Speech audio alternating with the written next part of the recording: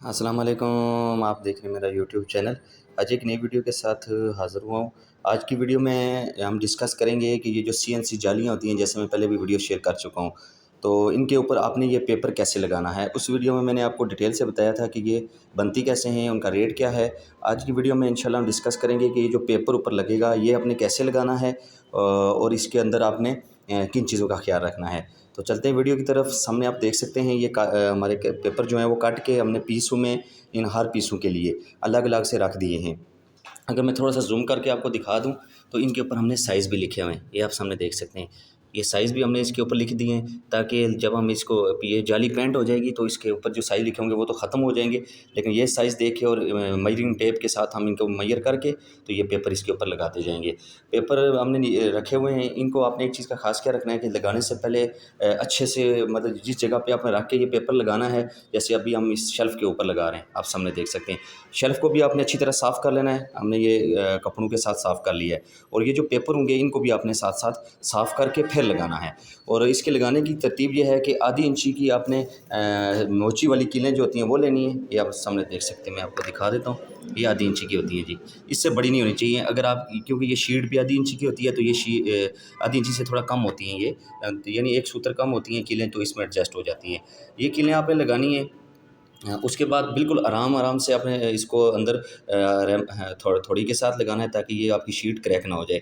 دو آپ نے کونوں میں لگا دینی ہے، دو سینٹر میں لگا دینی ہیں اور دو اس کونے میں، یعنی ٹوٹل آپ کی 6 کیلیں لگنی چاہیے۔ اگر بڑی شیٹ ہے تو اس پہ تھوڑے آپ زیادہ لگا سکتے ہیں، تو بعد میں آپ نے اس کو چیک کرنا ہے تاکہ اس میں کسی قسم کی لچک نہ ہو شاپر میں۔ اس کے بعد ابھی میں آپ کو اس کو سیدھا کر کے دکھا دیتا ہوں، یہ آپ دیکھ سکتے ہیں جی، یہ ماشاءاللہ لگ گیا ہے، بہت ہی خوبصورت لگ رہا ہے۔ اس کے اوپر جب روب لائٹ پڑے گی تو پھر یہ صحیح جو ہے وہ خوبصورت لگے گا۔ یہ آج کی ہماری ویڈیو تھی۔ اگر اس کے متعلق آپ کمپلیٹ ویڈیو دیکھنا چاہتے ہیں تو اس ویڈیو لنک بھی میں ڈسکرپشن میں دے دوں گا، آپ وہاں پر جا کے دیکھ سکتے ہیں۔ ان کے پیچھے پیپر لگ چکا ہے، آپ کو میں دکھا دیتا ہوں، یہ آپ دیکھ سکتے ہیں۔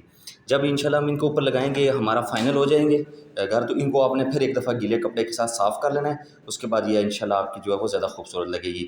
تو امید آپ کو ویڈیو پسند آئی ہوگی۔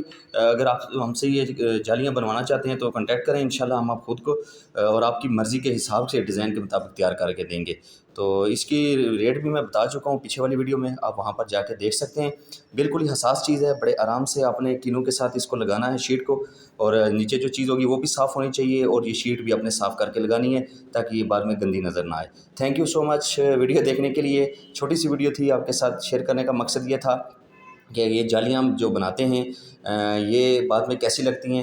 انشاءاللہ جب اس کے اندر روب لائٹ لگ کے یہ بالکل ریڈی ہو جائے گی تو پھر ایک اور ویڈیو آپ کے ساتھ شیئر کروں گا جس میں میں آپ کو بتاؤں گا کہ یہ کتنی خوبصورت لگتی ہیں۔ آپ بھی جب بھی اپنے گھر میں سیلنگ کروائیں تو یہ لازمی CNC ڈیزائن بنوائیں، یہ بہت ہی خوبصورت لگتے ہیں، اور آپ کی سیلنگ جو ہے وہ اتنا مزہ کرتی ہے، خاص کر کے جو آپ کے گیسٹ رومز وغیرہ ہوں گے ان میں لازمی یہ ڈیزائن ڈلوائیں۔ تھینک یو اگین، اللہ حافظ۔